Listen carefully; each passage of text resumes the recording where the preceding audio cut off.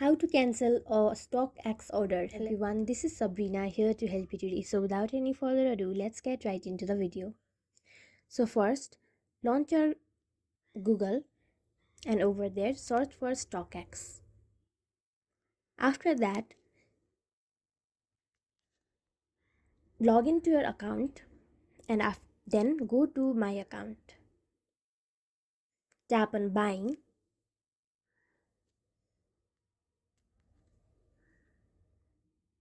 and if you have made any orders, it will appear over here.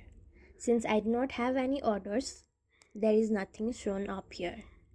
But if there are orders, you can just tap on it and you will see the option of cancel order.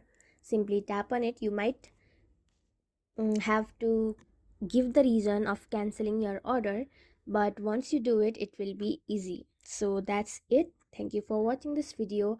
Make sure to like, share and subscribe to our YouTube channel. If you got any questions, comment them down and I'll catch you in the next one.